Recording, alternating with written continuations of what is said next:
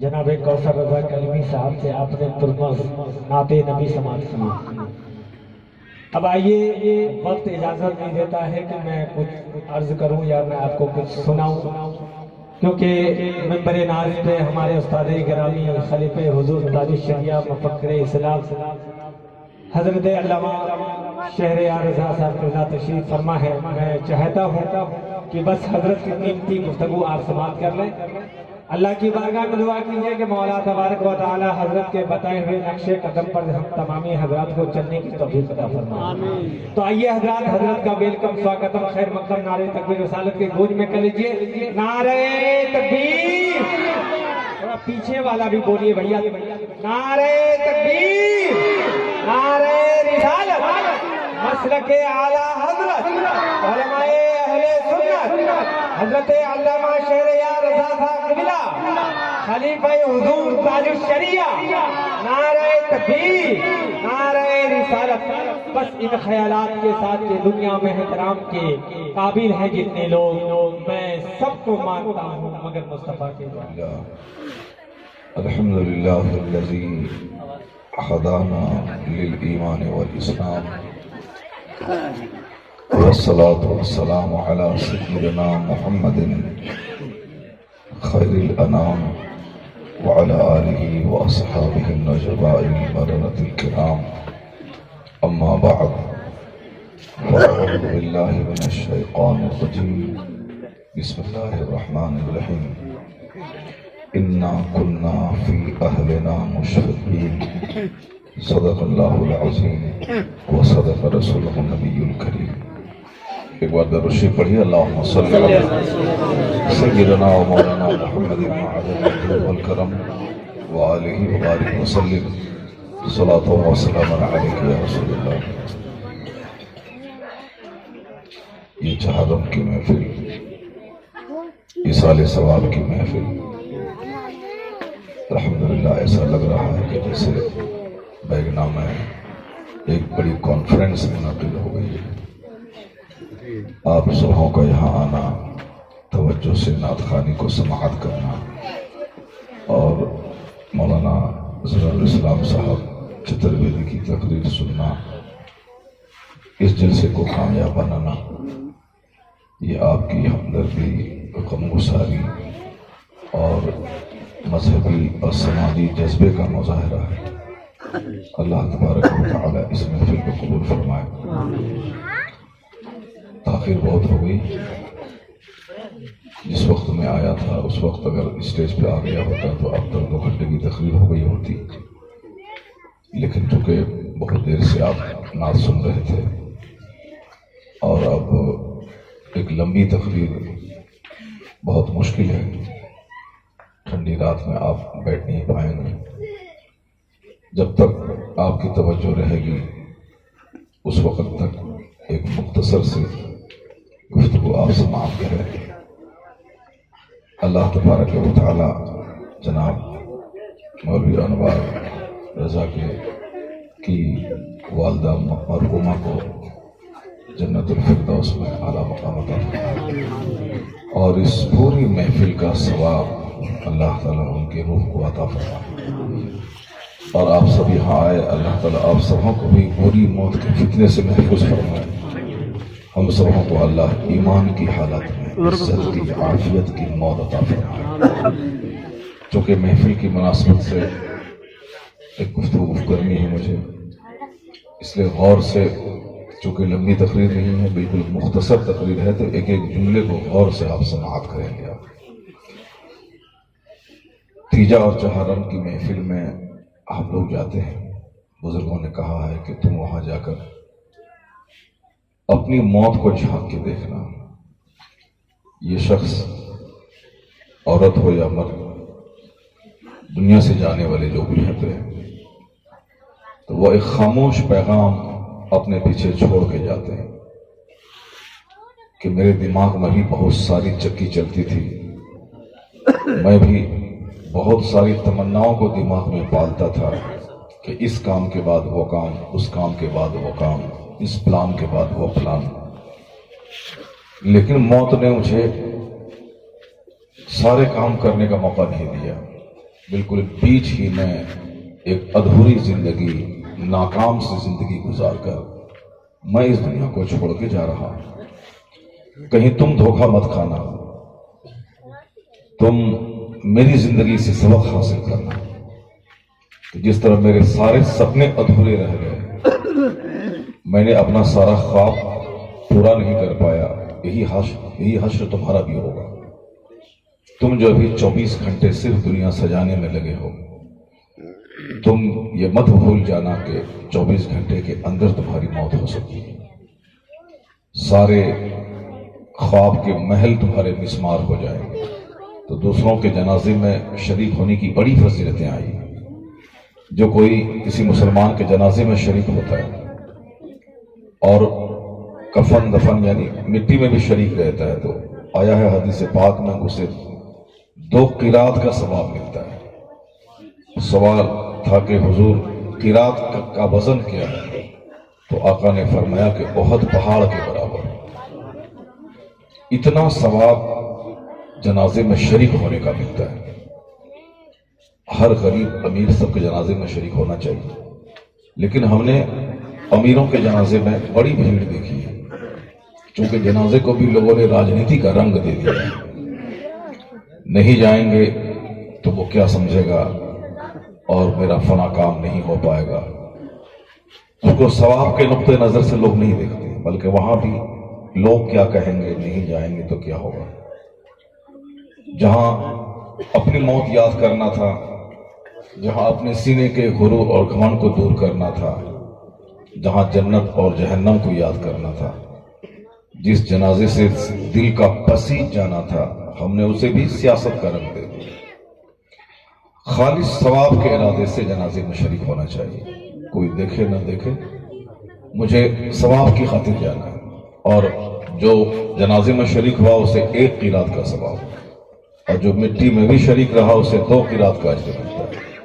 اتنا بڑا ثواب کیوں ہے؟ اسی لیے ہے تاکہ جب لوگ مردے کو اٹھائیں گے، ان کی نماز جنازہ پڑھیں گے تو اپنی موت یاد آ جائے گی، سینے میں جو دنیا کی محبتیں ہیں وہ نکل جائیں گی، جو سینہ گھمنڈ اور غرور سے بسا ہوا ہے وہ سارا غرور اس میت کو دیکھنے کے بعد چپ چپ ہو جائے گا، نرمی پیدا ہوگی۔ آج گھر میں تباہیاں ہیں صرف گھمنڈ اور غرور کی وجہ سے، سماج میں نفرتیں ہیں صرف غرور کی وجہ سے، آج ہر جگہوں پہ آگ لگی ہوئی ہے، ہر جگہ غصہ ہے اور غرور ہے۔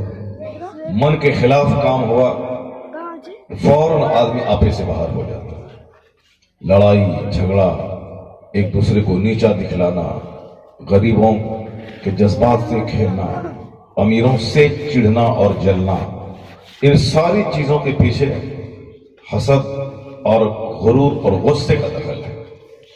ان ساری چیزوں کا خاتمہ اس وقت ہو جاتا ہے جب بندے کو ایسا لگتا ہے کہ کل میں مر جاؤں گا اور میری زندگی کا خاتمہ ہو جائے گا، پھر لوگ مجھے کیا کہیں گے۔ تو اس لیے کثرت سے موت کو یاد کرنے اور جنازے میں شریک ہونے، مٹی دینے کی بڑی فضیلتیں حدیث میں آئی ہیں، جس کو ہم نے آج کل بوجھ سمجھ لیا ہے۔ ہم لوگ قبرستان سے لوٹتے ہیں دفن کر کے، جمعہ کے دن وضو کرنے کے لیے پانی کا نصب نہیں رہتا ہے گاؤں سماج مسجد، لیکن قبرستان سے لوٹنے کے بعد ہر دروازے پہ بالٹی میں پانی رکھا رہتا ہے۔ اس لیے رکھا رہتا ہے تاکہ لوگ قبرستان سے لوٹیں تو اپنے ہاتھ کو دھو لیں، اپنے پاؤں کو دھو لیں، اس کے بعد گھر میں داخل ہو۔ چونکہ ڈر اس کو لگتا ہے کہ قبرستان کی مٹی اگر گھر میں آ گئی تو ممکن ہے کہ کل میرے گھر سے جنازہ نکل جائے، میں مر جاؤں۔ موت سے اتنا ڈر ہے کہ قبرستان سے آنے والا شخص اپنا پاؤں بھی دھو لے، اپنا ہاتھ بھی دھو لے، ورنہ جمعہ کے دن لوگ پریشان رہتے ہیں کہ وضو کرے، کوئی دروازے پہ بالٹی میں پانی نہیں رکھتا ہے۔ اور میت جہاں ہوگی قبرستان سے لوٹنے والے کے لیے ایک طرف سے لائن لگی رہتی ہے، بالٹی ہے، لوٹا ہے، پانی ہے، تاکہ لوگ مٹی کو دھو کے جائیں۔ کیوں؟ موت میرے گھر میں گھس جائے گی اسی مٹی کے راستے سے، میں مر جاؤں گا۔ اب گھر میں موت کا چرچا کرتا ہوں ماں بہن بیوی کے سامنے، تو سب کہتی ہیں کہ خاموش، موت کا چرچا نہیں کرنا، کیونکہ موت کا چرچا کرنے کا مطلب ہے کہ مر جانا ہے۔ اس لیے ہمارے گھر میں سب ہوتا ہے، شادی کا چرچا، منگنی کا چرچا، منہ دکھائی کا چرچا، ولیمہ کا چرچا، شادی کے انویٹیشن کارڈ کی چھپائی کا چرچا، انہوں نے صاحب 5,000 آدمی کو کھلایا اور کیا لاجواب کھانا تھا اس کا چرچا، سنیما کا چرچا، الیکشن کا چرچا، ابھی الیکشن ہوگا فروری مارچ میں اتر پردیش میں، اور آج سارے بہاریوں کے گھروں میں اس کا چرچا ہو رہا ہے۔ یعنی سب کچھ ہے ہمارے گھر میں، راجنیتی بھی ہے میرے گھر میں، شادی بیاہ کا چرچا بھی ہے، دوسروں کی غیبت بھی ہے، دوسروں کی بہو کیسی ہے، ناک ٹیڑھی ہے، آنکھ چھوٹی ہے، چہرہ اس کا کالا ہے، اس کا چرچا، سب کچھ ہوتا ہے گھر میں۔ فلم سے لے کر کے دنیا میں ہونے والے حادثات اور واقعات کا چرچا ہوتا ہے، لیکن جس چیز کا ذکر میرے گھر میں نہیں ہوتا ہے وہ موت کا چرچا نہیں ہوتا ہے، کہ اگر میں مر گیا کل تو کیا ہوگا، میری ماں مر گئی تو کیا ہوگا، میری بیوی اگر مر گئی تو کیا ہوگا، مرنے کے بعد میرا کیا ہوگا، کبھی گھر میں اس کا چرچا نہیں ہوتا۔ جبکہ حدیث پاک میں اس پر اتنا زور دیا گیا ہے کہ موت کو کثرت سے یاد کرنے کے بارے میں حدیث میں آیا، حضور فرماتے ہیں اکثرو ذکر حازمی لذات الموت۔ یہ کون کہتے ہیں؟ پیغمبر اعظم علیہ السلام فرماتے ہیں، جنہوں نے ہمیں اللہ رب العزت کی پہچان کرائی، جس نے ہمیں انسانیت کا طریقہ سکھلایا، جنہوں نے ہمیں خوبصورت مذہب اسلام عطا کیا، اس نبی محترم نے جہاں دنیا بھر کی ساری تعلیمات مجھ کو دی، ماں کی گود سے لے کے قبر کی گود تک جینے کا سارا سلیقہ حضور نے عطا فرمایا۔ حضور جان ایمان، اصل ایمان، کنز ایمان، حضور نہیں آتے تو جس طرح دوسرے کفار و مشرکین شرک اور کفر میں مبتلا ہیں، ہم لوگ ویسے آتے، مگر حضور نے ہمیں جنت کا راستہ دکھلایا، صحیح راستہ دکھلایا۔ اے لڑکا موبائل بند کرو، بدتمیز ماں باپ ہیں جو چھوٹے سے بچے کا موبائل دے دیا، کل یہی بچہ اس کو 2-4 تماچا مارے گا، 2-4 جوتا مارے گا، ماں باپ کو گھر سے گھسیٹ کر باہر نکالے گا اور روئے گا، دوڑ کے وہ جائے گا مولوی صاحب کے پاس کہ تعویذ دے دیجیے، میرا بیٹا میرے ہاتھ سے نکل گیا۔ 100%، 99% آج جتنی بھی اولاد بگڑی ہے اس کے پیچھے ماں باپ کا ہاتھ ہے۔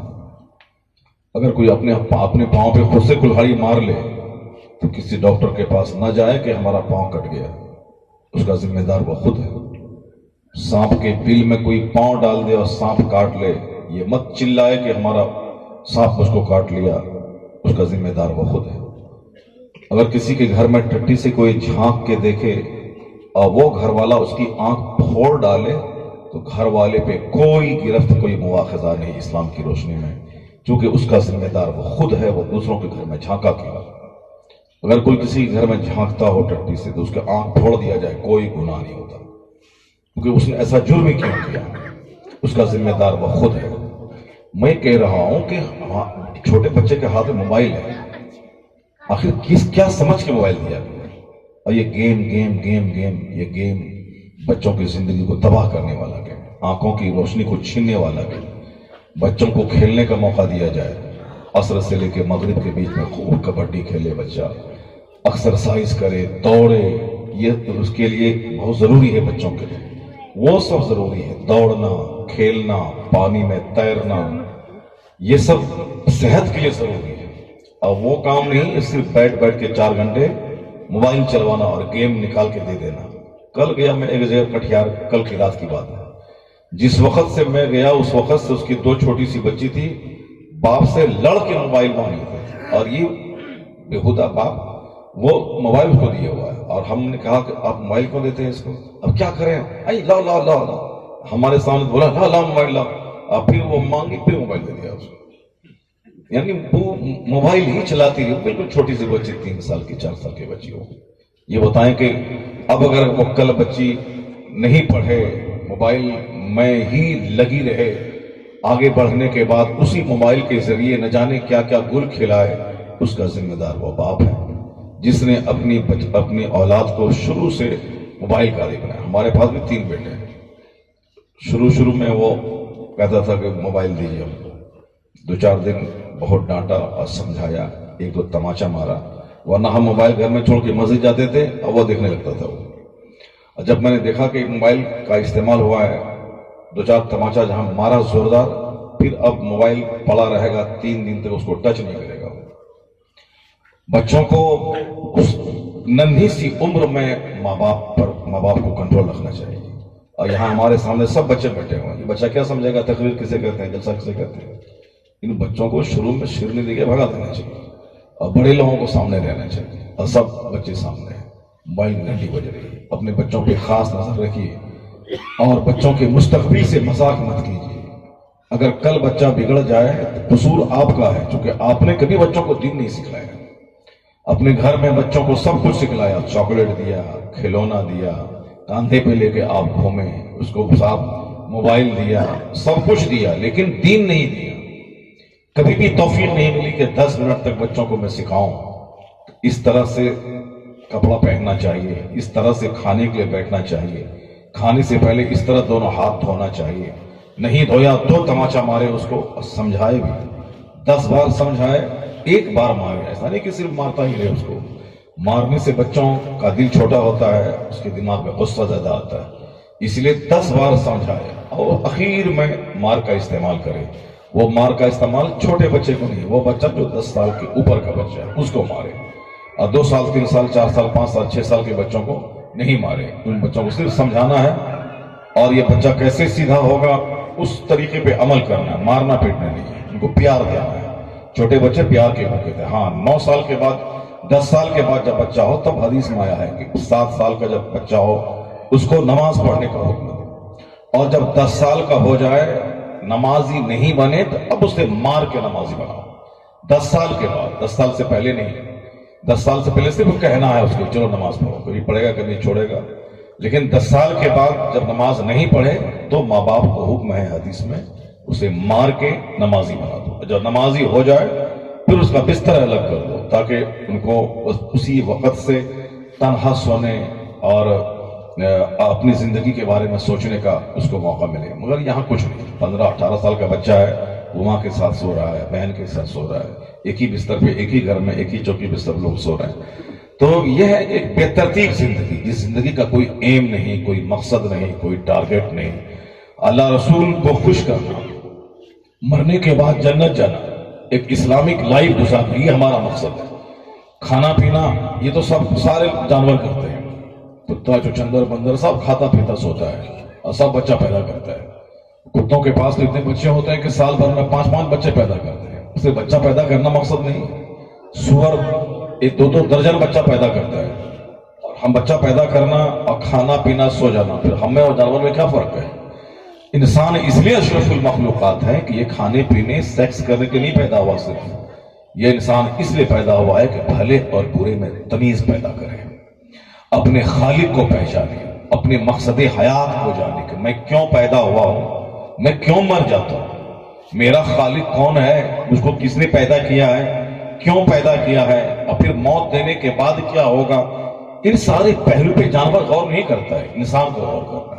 इसलिए अल्लाह ने इंसान को अक्ल दी है ताकि ये इंसान इन सारे पॉइंट्स पे गौर करे और सोचे और फिक्र करे। और जो इस पर फिक्र नहीं करे, सिर्फ खाने पर फिक्र करे, आज मछली खाए कल गोश्त खाना है, आज बर्गर खाए कल बिरयानी खाना है, कल बिरयानी बनी थी परसों खिचड़ी खाना है, आज खिचड़ी खाए परसों दलिया खाना है। यानी जो सिर्फ खाने पे गौर करे उसमें और जानवर में कोई फर्क नहीं। जो सिर्फ सेक्स करने, बच्चा पैदा करने पे गौर करे उसमें और जानवर में कोई फर्क नहीं। इंसान वही है जो खामोश रहे तो आसमान और जमीन पे गौर व फिक्र करे, अपनी जिंदगी पे गौर व फिक्र करे, नदी नाले पे गौर व फिक्र करे। जो हमें अल्लाह खाने की सूरत में बेपनाह नेमतें अता की हैं, एक एक नेमतों पे गौर करे। जो अल्लाह ने नींद की सूरत में एक जबरदस्त इनाम बंदों पे किया है कि 3 दिन कोई नहीं सोए तो पागल हो जाए, और यह नींद हमें किस कदर अल्लाह की तरफ से एक नेमत मिली है कि 8-12 घंटे हम खटते हैं, 5-6 घंटे सो जाएं, गहरी नींद लें, पिछले दिन की सारी थकावट दूर हो जाती। इस नींद पे गौर करें। जिसके पास को नींद नहीं आती वो दवाइयों का इस्तेमाल करके नींद को बुलाता, और यहां बगैर दवाई के बैठे बैठे नींद आ जाती। इस नेमत पे गौर करें कि ये नेमत जिसके पास नहीं है वो पागल है, पागल हो जाता है। जिसके पास ये नींद की नेमत नहीं है वो दवाई खा के नींद को बुलाता है, और वो नेमत अल्लाह ने मुझको दी है 1 पैसे की दवाई नहीं, जहां लेटा 1 सेकंड में नींद आ गई। तो अब उस नेमत का शुक्र कैसे अदा होगा शुक्र ही होगा, वो ये अदा होगा कि नींद से पहले इशा की नमाज पढ़ लें और जागने के बाद सारा काम करने से पहले फजर की नमाज में अल्लाह को सजदा करें, ताकि सोने से पहले का सजदा और सोने के बाद का सजदा यह दोनों मिलकर दिन के जागने और रात के सोने का शुक्र अदा हो जाए। यह दोनों सजदा इन दोनों रात और दिन की नेमतों का शुक्राना हो जाए। यह है अल्लाह की नेमतों पे गौर करने के बाद आदमी को सजदा करने का मजाज बनता है। नेमतों पे गौर करने के बाद आदमी को अल्लाह रब्बुल इज्जत की नेमतों पे शुक्र अदा करने का उसकी मेंटेलिटी उसकी बनती है। और जो गौर ही नहीं करता है कि वो गोश्त मिल गया, बिरयानी मिल गई, सूखी रोटी मिल गई, सब बराबर है, तो अब फिर ना उसको शुक्र का जज्बा पैदा होगा और हमेशा निगेटिव सोच उसकी होगी। हम चाहे करोड़ों का घर बना ले फिर भी बोलेगा कुछ नहीं मेरे पास, चाहे उनके पास खरबों रुपए मिल जाए फिर भी बोलेगा मेरे पास बहुत कम रुपया है। यानी हमेशा निगेटिव सोच में जिएगा, हमेशा डिप्रेशन का शिकार रहेगा, हमेशा इन्फीरियरिटी कॉम्प्लेक्स का शिकार रहेगा। इसलिए अल्लाह ने अक्ल सलीम दी है ताकि मैं गौर फिक्र करूं, सोचूं। तो उसी सोच में से एक बड़ी सोच है कि बंदा अपनी मौत पे गौर फिक्र करेगा। और हमने मौत को इतना टफ मौजू बनाया कि घर में चर्चा ही नहीं होता। कोई मर गया तो जनाजे में शरीक हो गए, लेकिन वहां से आने के बाद अपनी बीवी अपने बच्चों के सामने कभी उसका चर्चा नहीं करते कि उस आदमी की उम्र 18 साल थी, उस आदमी की उम्र 45 साल थी, उनको और 45 साल जीने की तमन्ना थी कि 90 साल तक जीना है, लेकिन वो आधी जिंदगी ही में दुनिया से चला गया। अगर मैं मर गया कल तो मेरा क्या होगा? इसलिए जो जिंदगी मिली है उसको फौरी गुनाहों से तौबा करके नमाज में, इबादत में, तिलावत में गुजार देना है। मुमकिन है कि उसकी तरफ मैं भी कल मर जाऊं। ये मौत का चर्चा करना, हुजूर फरमाते हैं अक्सरू जिक्र आदमी लज्जातिल मौत, यानी जो लज्जतों को ढाने वाली चीज है, जो दिमाग में ढेर सारी तमन्नाओं को खत्म करने वाली चीज है, जो दुनिया की मोहब्बत को सीने से निकालने वाली चीज है, जो जुल्म, अत्याचार, क्राइम और गुनाह करने के लिए जो आमादा करे, उस चीज को ढाने वाली जो चीज है वो मौत है। हुजूर फरमाते हैं एक बार दो बार नहीं, कसरत से मौत को याद करो। हुजूर तो ये कहते हैं कि खूब कसरत से मौत को याद करो, और हमने ये रस्म बना लिया है कि मौत का चर्चा ही नहीं करना। मौत का चर्चा किए तो हम मर जाए। हमने मुशरिकों से सीखा है कि घर में सब दुनिया भर का चर्चा होगा मगर मौत का चर्चा न होगा। मगर हुजूर की क्या क्या सोच है, सरकार क्या फरमाते हैं? आका दो जहां फरमाते हैं कि कसरत से मौत को याद करो। इसी ताल्लुक से एक दूसरी हदीस आई है कि रोजाना 20 बार जो मौत को याद करेगा वो अपने घर में क्यों न मर जाए, अल्लाह तबारक व तआला उसको शहादत का मर्तबा अता फरमाएगा। जो रोजाना 20 बार मौत को याद करे, फजीलत क्या मिलेंगी उसको? अल्लाह ताला उसे शहादत का मर्तबा अता फरमाएगा। क्यों? इसलिए अता फरमाएगा कि चूंकि उन्होंने 20 बार रोजाना मौत को याद किया।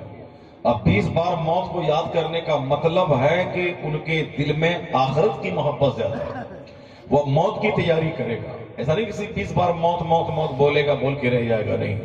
मौत के बारे में सोचने वाला वो क्राइम नहीं करेगा। मौत के बारे में सोचने वाला वो ज्यादा रोजी रोटी की तलाश में नमाज, रोजे, हज और ज़कात को तर्क नहीं करेगा।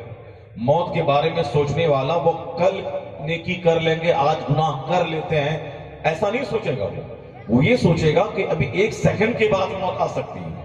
अब मौत को कल पर साहब टाल देना कि कल मरेंगे तो आज गुनाह कर लेते हैं, कल तौबा कर लेंगे, ये इस्लामी सोच नहीं। इस्लामी सोच यही है कि आका दो जहां अलैहिस्सलाम और आपके असहाब और तमाम बुजुर्गान दिन का मामूल रहा कि जब वह बेवजू होते थे और सामने नदी होती थी जहां जा करके वह वजू कर सकते थे, 10 कदम पर नदी है, वहां जाके वह वजू कर सकते थे, लेकिन जहां वजू टूटा वहीं जमीन पर हाथ मार के तयम्मुम कर लेते थे।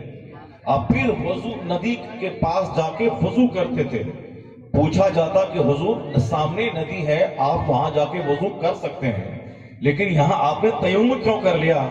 जवाब क्या मिला? नदी तक पहुंच पाऊंगा या नहीं पहुंच पाऊंगा इसकी कोई जमानत नहीं है, इसलिए मैं चाहता हूं कि जल्दी से तयम्मुम कर लूं تاکہ اگر موت آ جائے تو بے وضو موت نہیں آیا، حالت تیمم میں موت آ جائے. یا یہ ہے اسلامی سوچ، جو چیز سماج سے برائیوں کو دور کرتی ہے، جو چیز کرائم کو گھٹاتی ہے، وہ چیز نہ سماج میں ہے، نہ پنچایتی میں ہم موت کا چرچا کرتے ہیں، نہ جمعہ کے دن ہمارے خطاب میں موت کا ذکر ہوتا ہے، نہ ہم گھر میں بال بچوں کے درمیان بیٹھ کر موت پہ تبصرہ کرتے ہیں. نہیں، میرا بیٹا ڈاکٹر بنے گا، انجینئر بنے گا، پروفیسر بنے گا، یہ سب چرچا ہوتا ہے. حضور نے کیا پسند فرمایا کہ موت کا چرچا ہر گھر میں. اور آقا کیا فرماتے ہیں، وَإِذَا أَصْبَحْتَ فَلَا تَنْتَظِرِ الْمَسَاءَ وَإِذَا أَمْسَيْتَ فَلَا تَنْتَظِرِ الصَّبَاحَ. مصطفیٰ کہتے ہیں جب صبح کرو تو شام کا انتظار مت کرو، اور جب شام کرو تو صبح کا انتظار مت کرو. وَعُدْ نَفْسَكَ مِنْ أَهْلِ الْقُبُورِ، اپنے آپ کو مردوں میں شمار کر لو، میں مر گیا. یہ نام و نمود کا جذبہ. مسجد میں 5 روپے کا چندہ ہے، اور شادی میں کارڈ چھپانے میں ایک کارڈ کے پیچھے 100 روپے خرچ ہو جاتے ہیں. نام نمود کی خاطر گھر میں پینٹ کرنا، ماربل لگانا، ٹائلز لگانا، شادی بیاہ میں فضول خرچیاں منڈپ پہ، اسی لیے تاکہ میرا نام ہو پورے سماج میں کہ انہوں نے بہت یونیک شادی کی ہے، جو گاؤں میں کسی نے نہیں کیا، اس نے کیا. صرف یہی ایک جملہ دوسروں کے منہ سے سننے کے لیے پیسے کو پانی کی طرح بہا دیا. جس پیسے کو انہوں نے 25 سال میں کمایا تھا، ایک دن میں وہ سارا پیسہ پانی کی طرح بہا دیا. مسجد میں دینے کے لیے اس کے پاس پیسہ نہیں تھا، درد تھا، رونے لگا کہاں سے لائیں، لاک ڈاؤن ہے، پیسے نہیں ہیں. لیکن شادی ہوئی، کارڈ چھپانا ضروری نہیں تھا، بہت زیادہ 500 آدمی کو کھلانا ضروری نہیں تھا، 50 گاڑی پہ بارات جانا ضروری نہیں تھا. لیکن وہ سارا کام چاہے قرض لے کے کیوں نہ کرے، غیر ضروری کام، اننیسیسری کام، ایک لمبا پلاننگ والا کام. اللہ رسول ناراض رہے کچھ نہیں، سماج خوش رہے. نام و نمود نے آدمی کو تباہ کیا. چاہے گھر کی تعمیر ہو، چاہے کپڑا پہننا ہو، چاہے کھان پان میں دسترخوان پہ فضول خرچیاں ہوں، یہ ساری چیزیں صرف اسی لیے ہیں تاکہ میرا نام ہو جائے. تکلف اور بناوٹ میں بندہ جیتا ہے. حضور نے کیا فرمایا، اپنے آپ کو مردوں میں شمار کر لے کہ میں مر گیا. یہ فارمولا حضور کا اتنا کارگر فارمولا ہے، اگر دماغ میں بس جائے کہ میں اپنے آپ کو مردے میں شمار کروں، یہ نام و نمود کا سارا ناپاک جذبہ ختم ہو جائے، جس کی وجہ سے ہماری تہائی حصے کی دولتیں صرف اسی نام و نمود پہ خرچ ہوتی ہیں. اس کا ایک واحد علاج پیغمبر اعظم نے بتایا ہے کہ اپنے آپ کو مردوں میں شمار کر لے. یہ سمجھ لے کہ میں مر گیا. جیسے تیرے مرنے کے بعد تیرا چرچا دنیا میں نہیں ہوگا، تیرے مرنے کے بعد سماج کے سارے لوگ تجھ کو بھول جائیں.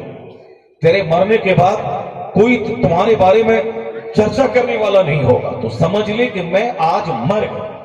جب آج سمجھ لے گا کہ میں مر گیا تو بہت سارے کرائم کا خاتمہ ہو جائے گا، بہت سارے مظالم کا خاتمہ ہو جائے گا، بہت سارے گناہوں سے بندہ بچ جائے گا، بندہ ریاکاری سے بچ جائے گا. وہ ریاکاری جو شرک سے مشابہت رکھتی ہے، وہ ریاکاری کا خاتمہ ہو جائے گا، یعنی ڈھونگ کا خاتمہ ہو جائے گا. صرف بندہ یہ سوچ لے کہ میں ابھی صبح کیا ہوں، شام تک میں زندہ رہوں گا یا نہیں رہوں گا، شام کیا ہوں، صبح تک میں زندہ رہوں گا یا نہیں رہوں گا. یہ آقا دو جہاں نے ایک اچھی زندگی گزارنے کا فارمولا دیا ہے کہ کل کے بارے میں زیادہ مت سوچنا، بلکہ ابھی جو پریزنٹ لائف ملی ہے اس کے بارے میں سوچنا. آج ڈپریشن کا مرض پوری دنیا میں بڑھ گیا، لوگ احساس کمتری کے شکار ہوتے ہیں، بلڈ پریشر لو ہو جاتا ہے، بیٹھے بیٹھے مر جاتے ہیں. یعنی سوچ سوچ کے مر جانا.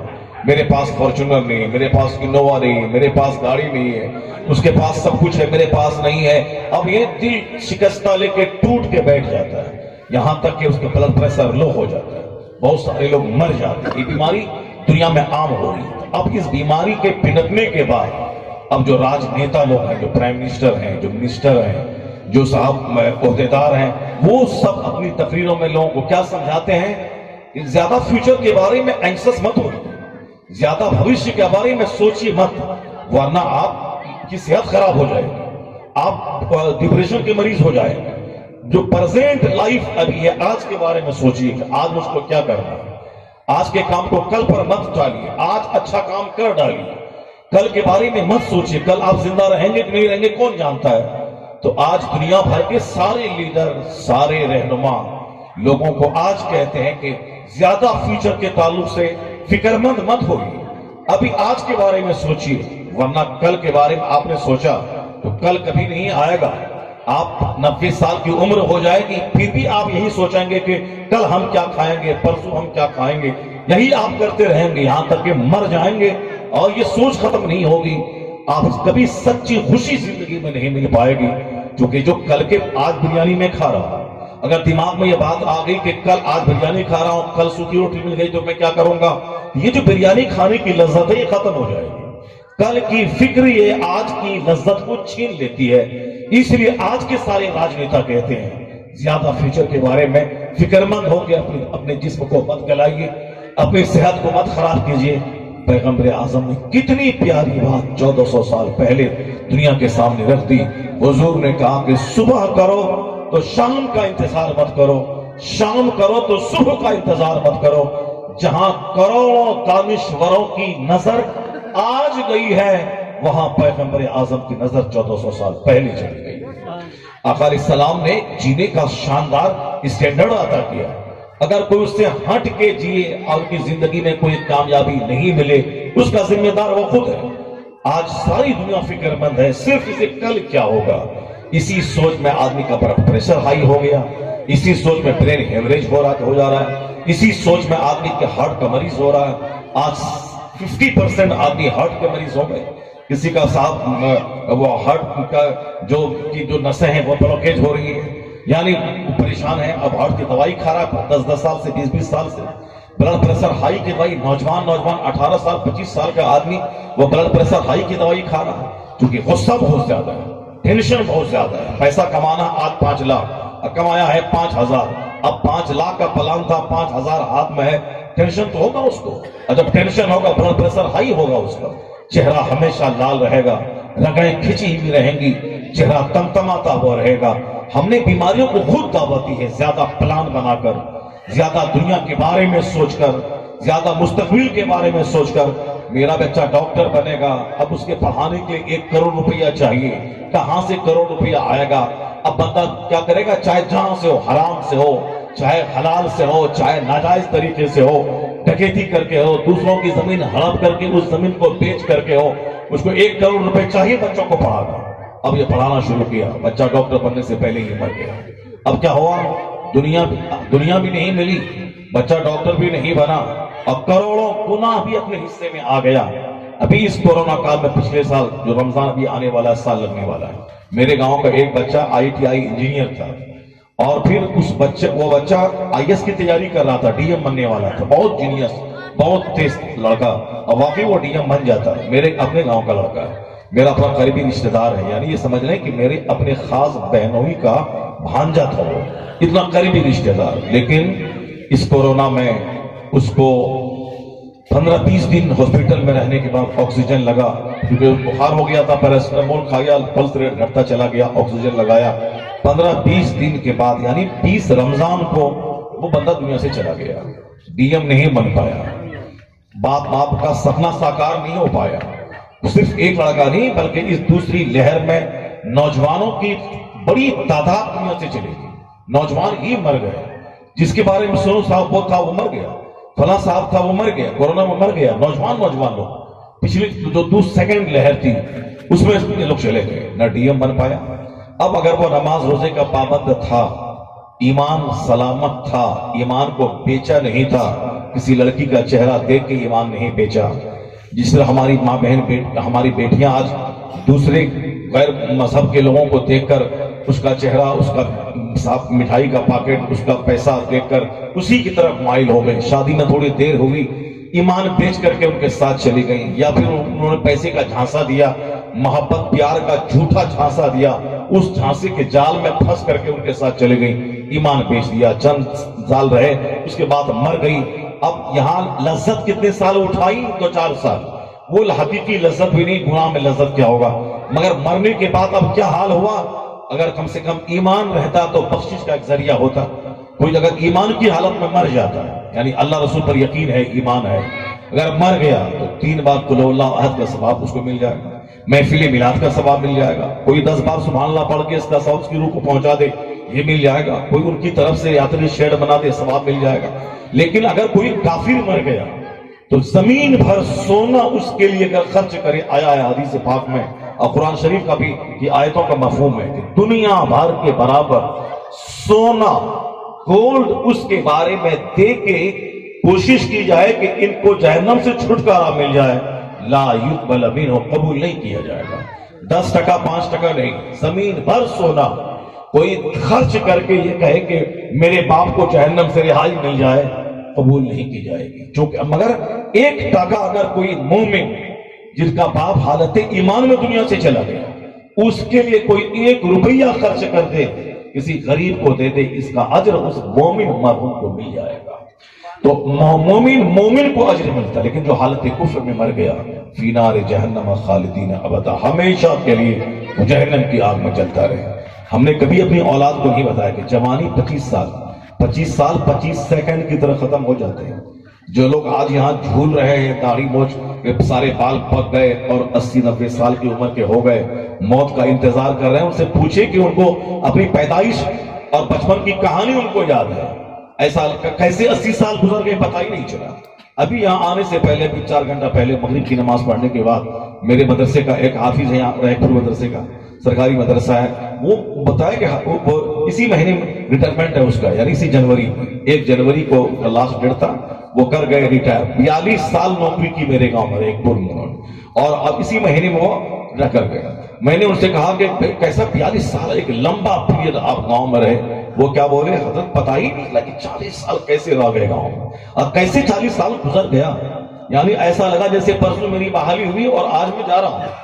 40 سال کا عرصہ کیسے گزر گیا پتہ ہی نہیں چل پایا. ابھی 3 گھنٹہ پہلے اس سے میری گفتگو ہوگی، کیسے 41 سال، یعنی 80 میں وہ آیا تھا، اس کے بعد نوکری ہوئی تھی، 41-42 سال کیسے گزر گئے پتہ ہی نہیں چلا. اب ذرا افسوس کرتے ہوئے وہ اب میں نے کہا اب کیا کریں گے، کر گئے ریٹائر، آپ کیا کریں گے. وہ 47 بیگھہ زمین کھیتی باڑی ہے، اور اسی کو کریں گے. جو 40 سال کے بعد وہی کھیتی باڑی کر رہا تھا تو پہلے سے وہی کھیتی باڑی کر لیا ہوتے.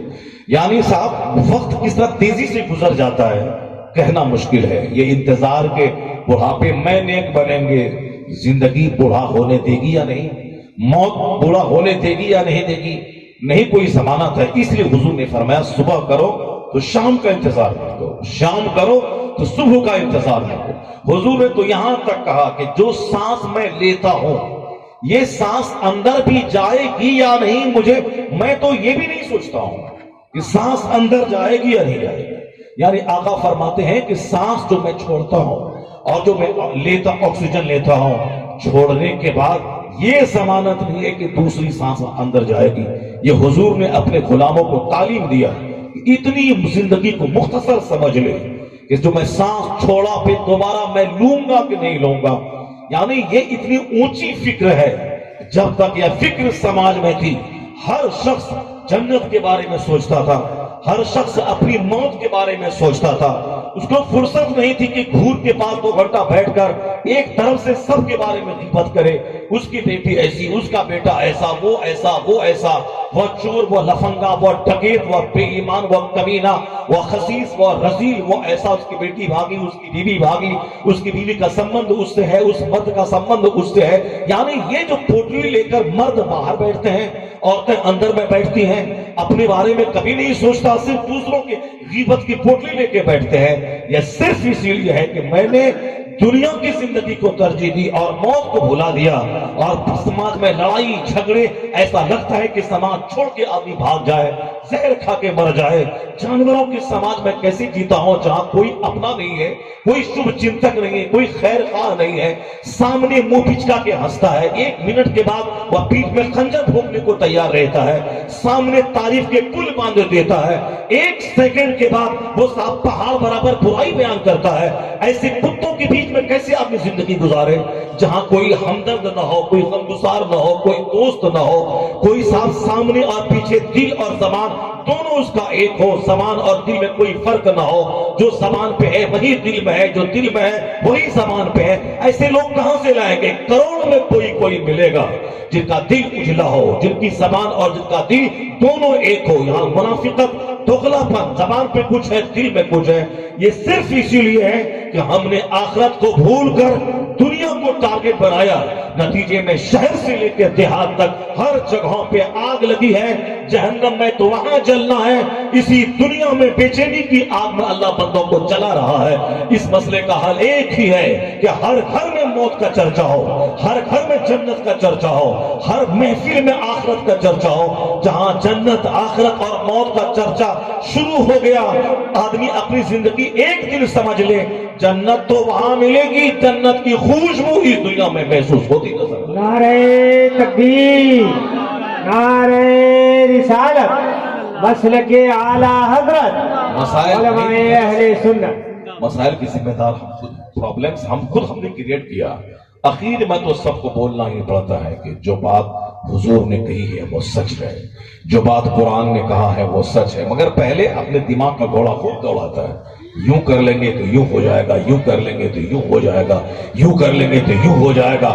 جب چاروں طرف سے ناکامی اور مایوسی ملتی ہے تب اخیر میں بندہ بولتا ہے میں سوچا تو بہت تھا مگر بات وہی سچی ہے جو حضور نے کہا، بات وہی سچی ہے جو اسلام نے کہا، بات وہی سچی ہے جو قرآن نے کہا ہے، بات وہی سچی ہے جو ہمارے خالق اور مالک نے کہا ہے۔ پہلے وہ کچھ نہیں، وہ قرآن حدیث کی بات کو طاق پہ رکھتا ہے۔ مولانا کا مذاق، مولوی کا مذاق، جلسے کا مذاق، محفل میلاد کا مذاق، سب کا مذاق اڑاتا ہے۔ یہ سب سے کیا ملنے والا ہے؟ نماز پڑھنے سے کیا ملے گا؟ اللہ اللہ کرنے سے کیا ملے گا؟ سائنس پڑھنا ہے، فزکس پڑھنا ہے، کیمسٹری پڑھنا ہے، بایولوجی پڑھنا ہے، بیٹا کو سائنٹسٹ بنانا ہے، بیٹا کو ڈاکٹر بنانا ہے، آئی ایس آفیسر بنانا ہے، یہ سب بنانا ہے، بیٹا کو جنتی بھی بنانا ہے۔ کروڑوں میں کوئی سوچتا ہے، یہ نہیں بولتا کہ بیٹے کو ڈی ایم مت بناؤ، انجینئر مت بناؤ، دنیا والوں کا مقابلہ مت کرو، بناؤ انجینئر اور ڈاکٹر، مگر ہمیشہ بچوں کے بتا دینا اگر ڈاکٹر بننے سے پہلے موت آ گئی تو وہاں تیرا کیا ہوگا، انجینئر بننے سے پہلے موت آ گئی تو تیرا کیا ہوگا۔ اس لیے انجینئر بھی بن، ساتھ میں ساتھ جنت کی تیاری بھی کرنا۔ انجینئر بن گیا تو بھی جنت ساتھ میں رہے گی، اگر انجینئر بننے سے پہلے مر گیا تو انجینئر نہیں بنا مگر جنت تو ہاتھ میں رہے گی۔ اس سوچ کے ساتھ بچے کو اسکول اور کالج میں پڑھانا چاہیے، ورنہ پھر وہی حال ہوا کافروں کا، نہ دنیا میں سکون ملا نہ مرنے کے بعد سکون ملا۔ دولت مسئلے کا حل نہیں ہے، مکان مسئلے کا حل نہیں ہے۔ اگر مکان میں سکون رہتا، جن کے پاس 5 مکان ہے پورنیہ شہر میں ان کو بہت خوش رہنا چاہیے، جن کے پاس 50 کروڑ روپیہ بینک بیلنس ہے اس کو تو خوب مست رہنا چاہیے۔ کیوں اس کو شوگر ہو گیا، کیوں اس کو ہارٹ کی بیماری ہو گئی، کیوں اس کے پاس صاحب 1 درجن بیماریاں، کیوں اس کا چہرہ کالا ہو رہا ہے؟ جن کے پاس 50 کروڑ روپے ہے وہ مست رہنا چاہیے، گلاب کی طرح چہرہ کھلنا چاہیے، مگر چہرہ بالکل مرجھایا ہوا کیوں رہتا ہے؟ اس کا مطلب یہ نکلا کہ جس پیسے کی خاطر میں نماز چھوڑتا ہوں، جس پیسے کی خاطر میں جھوٹ بولتا ہوں تاکہ ہم کو سکون مل جائے، پیسہ ڈھیر رہے گا تو سب سلام کریں گے، پیر چومیں گے، جو آج گندے لوگوں کی سوچ بنی ہوئی ہے وہ سب کچھ نہیں ہوتا، پیسہ بولتا ہے، پیسہ رہے گا تو سب پرنام کریں گے، سب صاحب پیر چومیں گے۔ لیکن جن کے پاس کھربوں روپے ہیں وہ تنہائی کی زندگی بسر کر رہا ہے، کوئی ان کے پاس خیریت پوچھنے تک نہیں جاتا ہے۔ ان سے پوچھے کہ روپے ہیں مگر محبت نہیں ملی سماج سے، اس کا کیا حال ہے؟ کہا بہتر وہی تھا کہ میں غریب رہتا مگر سماج کے 10 لوگ مجھ سے محبت کرنے والے ہوتے۔ یہ کھربوں روپے کی موجودگی میں میرا کوئی اپنا نہیں ہے، میں اسی احساس سے میں ڈوب کر میں اب تنہائی کا احساس کرتے میں مر رہا ہوں۔ پیسے ہر مسئلے کا حل نہیں ہے، جہاں اخلاق ہے، جہاں دینداری ہے وہاں اللہ کا فرشتہ بھی اس کے ساتھ ہے، سماج کے لوگ بھی اس کے ساتھ رہتے ہیں۔ جہاں دینداری ہے، پرہیزگاری، چند سکے کمانے کے لیے بے ایمانی کرنا، لوٹنا، دوسروں کی زمین ہڑپنا، آل سے چھاٹ کر کے دوسروں کی زمین اپنے میں ملا دینا۔ پوچھے اس بےہودے سے کہ جس کے پاس تو آل چھاٹ کے کتنی اپنی زمین بہا لے گا، تو کتنی بہائے گا؟ اگر ہر سال آل چھاٹے گا تو 10-25 سال کے بعد تب ممکن ہے کہ 2 کٹھا زمین تمہاری زمین میں زیادہ ہو جائے، یا 2 کٹھا جن کے پاس 200 بیگھہ زمین ہے ان کی زندگی دیکھ لے کہ 200 بیگھہ زمین کا جوتنے والا وہ سب چہرے پہ جیسے مکھی مر رہی ہو، جیسے کہ چہرہ اس کا کالا ہو گیا ہو، ان کے پاس بھی ہزاروں مسائل ان کے پاس موجود ہیں۔ 200 بیگھہ زمین کی موجودگی میں جانور کی طرح زندگی گزار رہا ہے، اور تم 25 سال بے ایمانی کر کے آل چھاٹ کے اب 5 کٹھا اپنی زمین میں دوسروں کی زمین ملانے کے بعد کون سا تیر مار دے گا؟ कौन सा बड़ा कमाल कर लेगा। और अगर अपनी जमीन अगर दूसरों को छोड़ दिया, दूसरे ने जुल्म किया, तो अगर हमने लड़ाई झगड़े से बचने के लिए हमने एक बालिश्त जमीन दूसरों को छोड़ दी, उसकी खातिर लड़ाई होती, मुकदमा होता, केस होता, मारपीट होती, मगर मैंने उस सारे झमेले से बचने के लिए अपनी एक बालिश्त जमीन उसको दे दी, उससे बहुत बड़ा नुकसान नहीं हुआ।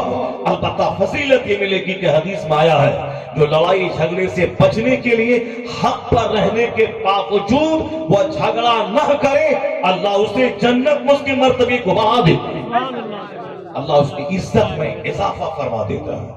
जो हक पर रहने के बावजूद झगड़ा से बचने के लिए लड़ाई नहीं करे। नहीं भाई चलो तुम ही ले लो एक आधी कट्ठा जमीन, आधा कट्ठा जमीन तुम ही ले लो, या एक बालिश जमीन तुम ले लो, हमको लड़ाई नहीं करना है। यहाँ तो एक बालिश तो बहुत दूर की बात है, यहाँ साहब एक अंगुल जमीन की खातिर लोग कत्ल कर देते हैं, भाई भाई को ज़बह कर देता है। आए दिन अखबारात में रिपोर्ट मिल रही है कि फला भाई ने अपने भाई को ज़बह कर दिया, दो भाई मिलके अपने बुढ़े बाप को गणासे से मार के कत्ल कर दिया।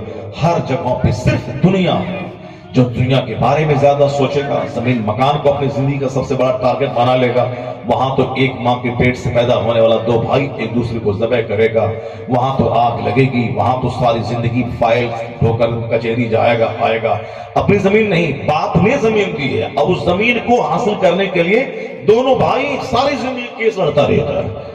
तो वहां दिल्ली की एक कहानी अखबार में आई थी, सबों ने, आप लोग भी पढ़े होंगे, सबों ने पढ़ा होगा, खरबों की जमीन थी वहां पे साहब, वो हरियाणा गुरुग्राम की तरफ में खरबों की जमीन, चिट्ठा ब्रदर्स यानी दो भाई थे, वो दोनों भाई के पास खरबों की जायदाद थी, फैक्ट्री, जमीन, इतने दौलतमंद वो थे जैसे मुकेश अंबानी है, अडानी है, ये टाटा बिरला, ये लोग दौलतमंद है। उसी तरह से वो सब चिट्ठा भाई भी थे, वो दोनों भाई बिल्कुल अडानी और अंबानी की तरह दौलतमंद थे।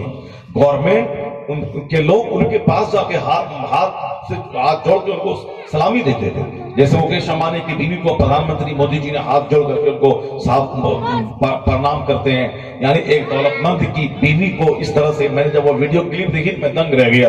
ये हिंदुस्तान का शासनाध्यक्ष है, हिंदुस्तान का वजीर आजम है, और ये एक बिजनेसमैन की बीवी के सामने हाथ जोड़ के खड़ा है। क्यों साहब? वो लाखों खरबों करोड़ों रुपए वो उनकी पार्टी को चंदा देता है, वो साहब उनके मफाद का काम करता है, इसीलिए बिजनेसमैन के सामने हाथ जोड़ के प्रधानमंत्री खड़े। यानी पैसा, इस तरह का बिजनेसमैन था वो चिट्ठा ब्रदर्स, जिसके पास मंत्री आते थे, डीएम आते थे, जिनकी वजह से असेंबली में कानून ऐसा बनाया जाता था ताकि इनके बिजनेस को उससे फायदा पहुंच जाए, उनके बिजनेस के मफाद के खिलाफ ना हो। जैसे किसान आंदोलन वगैरह में ऐसा होता है, बड़े बड़े व्यापारी बिजनेसमैन का के मफाद की खातिर कानून बना दिया जाता कि इसका सारा बेनिफिट खरबों का उस बड़े उद्योगपति को, व्यापारी को मिल जाए, और गरीब किसान चाहे मारे जाए मगर फायदा उसको होना चाहिए। इसी तरह उस कानून बनाया जाता है ताकि बड़े बड़े मालदारों को फायदा पहुंचे, और वो मालदार करोड़ रुपए उसके पार्टी फंड में चंदा दे दे। जो लोग कुर्सी पर बैठते हैं इसी तरह के काम करते हैं, आम गरीबों के मफादात से ऊपर उठकर चंद मुट्ठी भर लोगों के फायदे के लिए वो काम करते हैं। उन लोगों जिनकी वजह से कानून बदला जाता हो, जिनको देख करके कानून बनाया जाता हो, ऐसे लोगों की शरीरी में थे वो लोग, चिट्ठा ब्रदर्स, जिसको देखकर असेंबली में कानून बदलता था और कानून बनाया जाता था उनके मफाद इंटरेस्ट की खातिर। ऐसे लोग थे। एक बार दोनों भाई टेबल पर बैठकर आपस में मशवरा, आपस में आसानी से डिवाइड कर लें दौलतें। अब तो बहुत दिन साथ में रहे, अब दौलत डिवाइड कर लेते हैं। कहा कि हाँ, अब वहां तो खरबों की दौलत है। बड़ा भाई बोलता कि तुम छोटा हो, तुम जो चाहो ले लो, बोलो क्या आप 50-50 कर लो, तुमको कौन फैक्ट्री चाहिए, कौन जमीन चाहिए, कौन सा मकान चाहिए, कौन मार्केटिंग कम्प्लेक्स चाहिए, वो कर लेता। तो सब कुछ धीरे धीरे डिवाइड हो रहा था। एक प्रॉपर्टी पे दोनों भाई ने जिद ठान लिया कि हम लेंगे तो हम लेंगे। बड़ा भाई बोला ये हम लेंगे, बड़ी मेहनत से मैंने जमा किया। छोटा बोला नहीं, मेरी मेहनत उसमें शामिल है, हम ये ले लेंगे। जैसे गांव समाज में अंदर की जमीन है वो दोनों बांट लिया, लेकिन सड़क के किनारे कोई जमीन रहती है, अब दोनों भाई अड़ जाता है कि हमको चाहिए, हमको लेना है, चाहे कुछ भी हो जाए, मरे कटे मगर ये जमीन हमको लेना है। वो आदमी अड़ जाता है। आजकल सड़क के किनारे वाली जमीन ये समझता है, गांव देहात में भी ये पूर्णिया ही है। पूर्णिया भट्टा में 50 करोड़ रुपए लगा करके आदमी मक्खी मारता है सुबह से शाम तक, राग नहीं। आई बैगना में सड़क के किनारे 5 लाख रुपए कट्ठा जमीन बिकती है सड़क के किनारे। अब सड़क के किनारे जितनी زمینیں ہیں پورنیا سے لے کر کے بیگنا تک، کیا سب مارکیٹ بن جائے گا؟ سب بھٹا ہو جائے گا؟ سب بڑا بزنس کی منڈی بن جائے گا؟ نہیں، پھر بھی ایک ہوس ہے۔ پیسہ کہاں سے لوگ لا رہے ہیں صاحب؟ جو زمین 1 لاکھ روپے کٹھا بکنے والی تھی 10 لاکھ روپے لوگوں نے ڈاک لگا دیا۔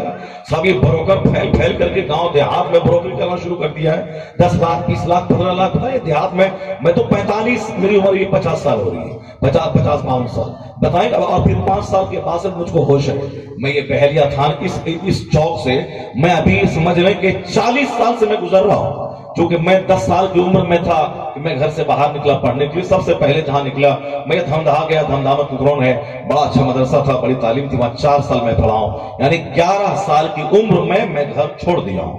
اب وہاں 4 سال تک میں پڑھا تھا، اب وہاں جانے کے لیے اسی چوک سے جانا پڑتا تھا۔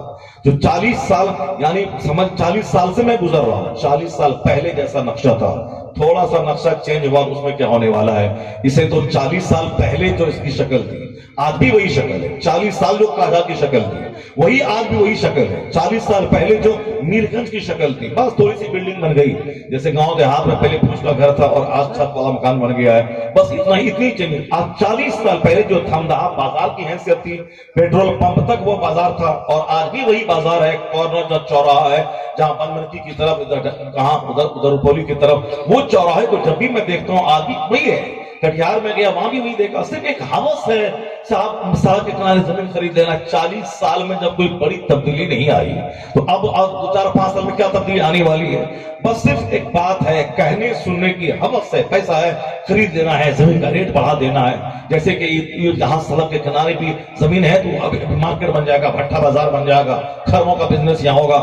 جہاں گاؤں دیہات میں لوگوں نے بزنس شروع کیا ہے، کوئی اب 10 سال 5 سال کے بعد جب مکھی مارتا ہے وہ دکان بیچ کر کے پھر وہ پنجاب دلی چلا جاتا ہے۔ وہ ہمارا ایک دکاندار تھا قصبہ مارکیٹ میں، وہ بہت سوچ سمجھ کر کے آیا تھا، مارکیٹ سے میں دکان لیا تھا، لیکن ابھی وہ پھر بھاگ کر کے گجرات گیا، نہیں اب 2000 ٹکا مہینہ وہ کرایہ نہیں دے پا رہا ہے۔ اس وجہ ہوس ہے، زمین یہ لینا ہے، یہ سڑک کنارے زمین ہے مجھ کو لینا ہے، مجھ کو۔ اب بڑا بھائی بھی اڑ گیا، چھوٹا بھائی بھی اڑ گیا، یہ پراپرٹی مجھ کو لے لی، کہا نہیں میں لوں گا، چھوٹا بولا میں لوں گا۔ اب دونوں کے پاس 24 گھنٹے لائسنسی ریوالور اور رائفل رہتا تھا۔ اب خرموں میں کھیلنے والا آدمی اس کے پاس تو نوکر غلام اور بہت سارے پولیس والوں کے پیچھے آگے پیچھے گھومتے ہیں۔ دونوں کو رائفل تھا، انہوں نے رائفل اٹھائی، بڑے بھائی نے نہیں وہ پراپرٹی مجھ کو لینا ہے، میں نے اس کو بنایا ہے۔ اب انہوں نے اٹھایا کہ میں مار دوں گا تجھ کو، میری بات مان لینا ہے۔ چھوٹا بھائی بھی بولا کہ میں مار دوں گا، میری بات ماننی پڑے گی، میں چھوٹا ہوں، مجھ کو ماننی پڑے گی۔ اب دونوں نے ریوالور تانا اور زمین اپنی جگہ رہ گئی، مکان اپنی جگہ رہ گیا، سارا بزنس اپنی جگہ رہ گیا۔ 2 ہی بھائی تھا، دونوں نے گھوڑا دبایا ایک دوسرے پر اور ایک دوسرے کو گولی مار دی، اسی وقت دونوں ڈھیر ہو گیا۔ اس نے اس کو مار دی اور فوراً اس نے ریئیکٹ کیا اور دونوں اسی جگہ ڈھیر ہو گئے۔ ساری پراپرٹی آج پڑی ہوئی، اس پراپرٹی پر کے چچرے بھائی کا قبضہ ہے یا گورنمنٹ نے اپنی تحویل میں لے لیا، یہ سب اخبار میں نہیں آیا چرچا، لیکن البتہ دی ٹائمز آف انڈیا میں یہ خبر چھپی کہ دونوں بھائیوں نے پراپرٹی ڈیوائیڈ کرنے کی وجہ سے دونوں نے ایک دوسرے کو گولی مار دی۔ یہ ہے دنیا، جہاں دنیا آئے گی وہاں غصہ آئے گا، جہاں دنیا آئے گی وہاں گھمنڈ آئے گا، جہاں دنیا آئے گی وہاں لالچ آئے گی، جہاں دنیا آئے گی وہاں ماں باپ بھائی بہن رشتہ دار کی ساری محبتیں ختم ہو جائیں گی۔ اگر دنیا میں مانوتا، ہیومینٹی، آدمیت چاہیے کہ آدمی کی قدر کرے، ایک ہی راستہ ہے کہ موت کو کثرت سے یاد کرے، ان کے نزدیک دنیا پھیکی پڑ جائے گی، آخرت کا وزن بڑھ جائے گا۔ اور یہی سب نیکیوں کی جڑ ہے، آخرت کی یاد۔ حضور نے کیا فرمایا؟ جو روزانہ 20 بار موت کو یاد کرے گا، وہ چاہے اپنے گھر میں کیوں نہ مر جائے، اللہ اسے شہادت کا مرتبہ عطا فرمائے گا۔ اس طرح اس حدیث پاک میں موت کی یاد کا ذکر ہے، اور وہ حدیث کے کثرت سے یعنی خوب یاد کرو موت کو، لذتوں کو ڈھانے والی چیز۔ آج جو نفس موٹا ہو گیا، یہ کپڑا وہ کپڑا، یہ کھانا وہ کھانا، یہ مکان یہ صوفہ یہ گدا یہ شوکیس کا سامان، یعنی ساری دنیا اگر مل جائے پھر بھی پیٹ نہیں بھرتا ہے۔ حضور نے کیا فرمایا کہ ابن آدم، اگر آدم کے بیٹے کے لیے 2 جنگل بھی سونے کا مل جائے، لبتغا ثلاثہ وہ ضرور تیسرے جنگل کی تمنا کرے گا. یعنی 2 جنگل سونے کا ملے تو بھی پیٹ نہیں بھرے گا. یہاں تو 2 جنگل نہیں ملے سونے کا تو بھی پیٹ نہیں بھرے گا. یہ 2-4 ہزار 10,000 سے کیا ہونے والا ہے؟ اس سے بہتر وہی ہے کہ آدمی سرکار دو جہاں کی تعلیمات پہ عمل کرتے ہوئے آخرت کی تیاری کرے, اپنا جنازہ یاد کرے, اپنا تیجا یاد کرے, اپنا چہارم یاد کرے. اور یہ جان لیتی ہے دنیا سکون کی جگہ نہیں ہے, یہ دنیا آزمائش کی جگہ ہے. چند دن اللہ نے جس کے لیے جتنی زندگی لکھ دی ہے وہی اس کا زندگی ہے, آزمائش کی زندگی. اس کے بعد پھر کیا ہے وہاں؟ یا تو جزا ہے یا پھر سزا ہے, بدلہ ہے, جنت ہے. اور پھر اگر برائی کیا ہے تو جہنم کی آگ ہے جو اس کے لیے سزا کے طور پر متعین ہے. یعنی اسی دنیا پہ وہاں کے آرام اور دکھ کا انحصار ہے. وہاں آخرت پہ ہمیشہ نظر رکھے بندہ, اور دوسروں کی موت میں اپنی موت جھانک کے دیکھے. اب جنتی کون ہے, کس کو کیسی پہچان ہوگی کہ جنت جانے والا آدمی ہے, اس کی پہچان بھی قرآن نے بیان کیا ہے. دوزخی کون ہے, کس کو دیکھ کر کے میں کہہ سکتا ہوں اس کی لائف دوزخی کی لائف ہے, یہ بھی قرآن کریم نے بیان کیا. اسی ایک پہلو کو آپ سماعت کر لیں کہ کن کی زندگی کو دیکھ کر کے لگے گا کہ جنتی لائف گزار رہا ہے, کن کی زندگی کو دیکھ کر لگے گا کہ یہ شخص پکا دنیا دار اور دوزخی کی زندگی گزار رہا ہے. اس کے تعلق سے قرآن کریم میں 2 آیتیں ہیں. ان دونوں آیتوں میں اس کو بالکل ہائی انڈیکیٹ کیا گیا ہے کہ جنتی اور دوزخی کی پہچان کیا ہے, یہ دونوں دنیا میں کیسی زندگی گزارتے ہیں. قرآن شریف میں ایک جگہ آیا ہے کہ جب جنتی کو جنت میں ڈالا جائے گا, یعنی جنتی جب جنت میں پہنچے گا تو فرشتے اس سے پوچھیں گے تم کیا کرتے تھے دنیا میں جس کی وجہ سے جنت پہنچ گئے, دنیا میں کیسے جیتے تھے, تم نے کون سی نیکی کی کہ اس جہاں بہت سارے کروڑوں لوگ جہنم کی آگ میں جھلس رہے ہیں اور تم اس جہنم سے بچ کر جنت کے باغ میں ٹہل رہے ہو, کیسے تم جنت میں پہنچے, تمہارا ڈیڈز کیا تھا, تمہارا ایکشن کیا تھا, تمہارا طرز حیات کیسا تھا, تمہارا عمل کیسا تھا, کیا کرتے تھے تم بتاؤ. قرآن شریف نے اس کے جواب کو بتایا کہ وہ جنتی کہے گا انا کننا فی اہلنا مشفقین. یعنی اللہ فرماتا ہے کہ وہ جنتی شخص کہے گا اس سے کہ ہم دنیا میں اپنے اہل و عیال, اپنے بال بچوں میں ہمیشہ ڈرتے رہتے تھے. انا کننا فی اہلنا مشفقین, ہم اپنے اہل و عیال میں ڈرتے رہتے تھے, ہمارے گھر میں ڈر خوف کا ماحول تھا. ایک طرف میری ماں تھی مصلی پہ بیٹھ کر وہ ہاتھ اٹھا کے وہ نماز پڑھنے کے بعد رو رو کے دعا کرتی تھی, یا اللہ جہنم سے بچا دے, یا اللہ جنت میں جگہ عطا فرما دے, یا اللہ ابھی دنیا میں تو نے آرام سے رکھا ہے, کل اگر میں جہنم چلی گئی وہاں جلتی رہوں گی میرا کیا ہوگا, اے اللہ یہاں تو نے آرام دیا ہے مالک, مرنے کے بعد بھی آرام دے دینا. اس آرام کی طلب میں روتی تھی. ادھر عورت رو رہی, ادھر ان کا شوہر رو رہا ہے, ادھر ان کے جوان بیٹے رو رہے ہیں, گھر میں بات چیت ہو رہی. جیسے آسان ہوئی فوری آدمی مسجد کی طرف مرد دوڑ گیا, عورتیں وضو کر کے اپنے گھر میں جو مسجد بیت ہے یا جو بھی جگہ ہے وہاں مصلی پہ کھڑی ہو گئی. اب وہ نماز پڑھ رہی ہے, روتی صورت ہے. اب جوان بیٹے کو آخرت کی فکر ہے, بوڑھے باپ کو آخرت کی فکر ہے, ماں کو آخرت کی فکر ہے, جوان بہن کو آخرت کی فکر ہے. بہن الگ دوپٹ آنچل میں آنسو پوچھ رہی ہے, ماں الگ رو رہی ہے. رات کا آخری پہر جب آتا ہے, اب شوہر اٹھ گیا, اپنی بیوی کو اٹھایا کہ رات بھر مردوں کی طرح سوتے رہے, کم سے کم 2 رکعت نماز تو ادا کر لے تاکہ ہم میں اور جانور میں کوئی فرق پیدا ہو جائے. اب اٹھا, فوری وضو کیا, نماز 2 رکعت ادا کی, فوراً اپنی پیشانی کو زمین پہ رگڑنا شروع کیا, الہی تو مجھے معاف فرما دے. قرآن کیا کہتا ہے کہ جو شخص دنیا میں اس طرح کی لائف گزارا ہو, دیکھنے والا دیکھتا ہو کہ یہ شخص جنت کے شوق میں روتا ہے, یہ شخص جہنم سے بچنے کی فکر میں روتا ہے. کروڑوں کا مکان ہے پھر بھی آنسو ہے, ان کے پاس کروڑوں لاکھوں کی کاریں ہیں پھر بھی آنسو ہے, کیونکہ اس کار کو کوئی حیثیت نہیں دیتا. یہ گھروں کے مکان کو وہ مٹی کا ایک ذرہ سمجھتا ہے. اصل آرام آخرت کا, اصل عزت آخرت کی, اصل راحت آخرت کی, اسی فکر میں بندہ کروڑوں کے گھر میں روتا ہے, مٹی پہ ناک رگڑتا ہے, سجدہ کرتا ہے, آنسوؤں سے اس کی داڑھی بھیگ جاتی ہے.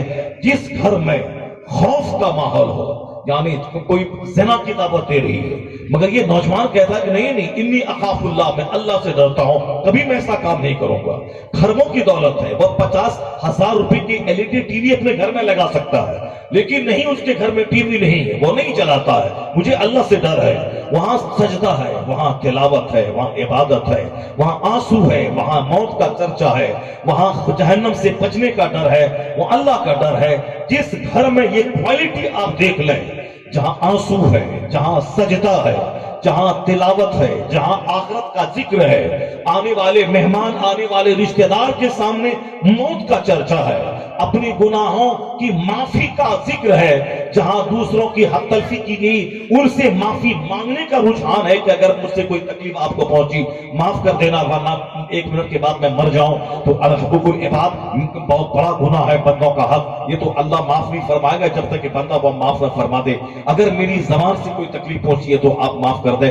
اس طرح سے پتہ چلتا ہے کہ یہ شخص آخرت رخی زندگی گزار رہا ہے، یہ بندہ جنت کے شوق میں جی رہا ہے، یہ بندہ ہمیشہ ڈرتا سہمتا رہتا ہے۔ تو بس جس گھر میں تلاوت ہو، جس گھر میں آخرت کے شوق میں آنسو ہو، قرآن پاک کی اس آیت کی روشنی میں وہ گھر جنتی کا گھر ہے، کیونکہ جنتی کا جواب یہی ہوگا انا کنا فی اہلنا مشفقین، ہم اپنے بال بچوں میں ڈر اور سہم کے رہتے تھے، آندھی آتی تو ڈر جاتے، کہیں ہمارے لیے موت کا پیغام نہ آ گیا ہو، بارش ہوتی اس وقت ہم ڈر گئے ہوتے، یعنی ہمیں بارش موت یاد دلاتی ہے، سیلاب موت کی یاد دلاتا ہے، آندھی موت کی یاد دلاتی ہے، بجلی کا کڑکا کڑکا وہ مجھ کی میری موت کو یاد دلاتا تھا، فوراً سجدہ ریز ہو گیا، زلزلہ آیا فوراً سجدہ ریز ہوا، آندھی آئی سجدہ ریز ہو گیا، بجلی کا کڑکا چمکا سجدہ ریز ہو گیا۔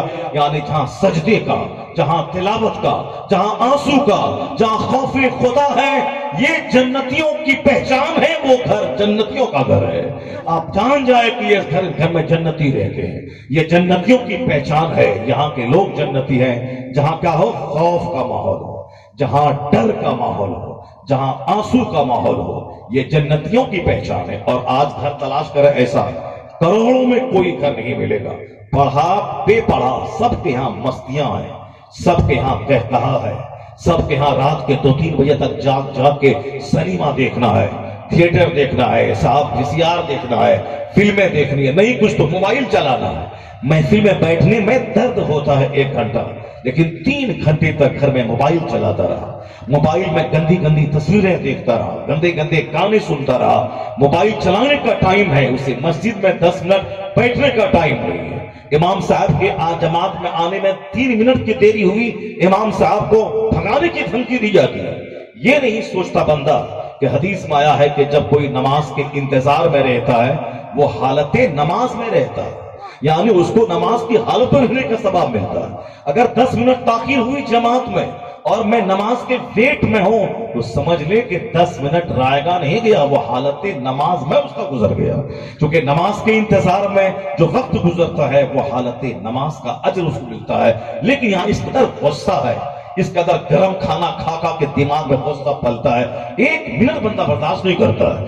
اگر تھوڑی سی سرداری ہاتھ میں آ گئی، سرداری آ گئی، چودراہٹ آ گئی، یا تھوڑی سی دولت آ گئی، یا گاؤں میں تھوڑی سی پوچھ ہو گئی، پھر دیکھیے اس کے تلوے کا غصہ سر پہ لیتا ہے، اس کو اجاڑ دیں گے، اس کو بھگا دیں گے، اس کو مار دیں گے، اس کو کاٹ دیں گے، اس پر صاحب پابندی لگا دیں گے، صاحب اس امام کو نکال دیں گے، اس مؤذن کو بھگا دیں گے۔ یعنی صرف یہی خرافات آتنکوادی والی باتیں بولتا رہتا ہے۔ یہ نہیں بولتا کہ میں ظلم مٹا دوں گا، یہ نہیں بولتا کہ میں شراب مٹا دوں گا، یہ نہیں بولتا وہ چودھری کہ میں گانے بجانے کا ماحول ختم کر دوں گا، کوئی ڈی جے لے کے بارات آئے گا میں اس کی بارات کو واپس کر دوں گا، کوئی نماز نہیں پڑھے گا نوجوان ہم اس پر بھوکا پانی بند کروا دیں گے، جو جمعہ نہیں پڑھے گا ہم اس کو گاؤں سے بائیکاٹ کر دیں گے، جو داڑھی نہیں رکھے گا ہم اس کو سوشل بائیکاٹ کر دیں گے۔ ایسا چودھری کروڑوں میں کوئی نہیں ملتا ہے۔ 1 منٹ دیری ہوئی امام صاحب کے علاوہ اور تو کوئی کمزور ہے نہیں سماج میں۔ سماج میں سب سے زیادہ کمزور، سب سے زیادہ بے بس، سب سے زیادہ بیچارہ وہ مولوی ہی ہے۔ وہ چاہے مولوی حلال کھائے پھر بھی حرام خوری کا الزام لگتا ہے، چاہے وہ اپنی تنخواہ سے موٹر سائیکل خریدے پھر بھی وہ زکوٰۃ خیرات کے پیسے سے گاڑی خریدا، یہ الزام لگانے میں کوئی دیر نہیں لگتی ہے، چاہے بیچارہ وہ اپنی تنخواہ سے سائیکل خریدے مگر وہ کوئی نذرانہ دیا ہوگا، اور پھر دوسرا آدمی کرائم بڑا سے بڑا جرم کرے کوئی اس کے خلاف نہیں بولتا۔ मौलवी साहब बेचारा पान खा के पीर की रास्ते में फेंक दे, उसको हटाने की धमकी लोग देते हैं। यानी सबसे ज्यादा बेबस, बेचारा, लाचार यही मौलवी साहब को हमने बना दिया। जो कौम का सरदार था, जो प्रधानमंत्री से ज्यादा जिसकी इज्जत होनी चाहिए, क्योंकि प्रधानमंत्री के हाँ दुनिया है, इनके सीने में कुरान है, तो जिसके सीने में कुरान है वो काबिल इज्जत होता है। जो हम नमाज नहीं पढ़ते, जो 5 वक्त की नमाज पाबंदी से पढ़ाता है, उस पर कितनी रहमतें आसमान से नाजिल होती हैं। हमारे पास कितने गुनाह हैं। ये बेचारा मौलवी साहब ये अल्लाह के डर से भी गुनाह से बचता है, समाज के हया और शर्म से भी गुनाह से बचता है। ये मेरे मुकाबले में इनका गुनाह बहुत कम है, ये हमसे अच्छा है, मैं इनको सलाम करूं, हाथ चूमूं।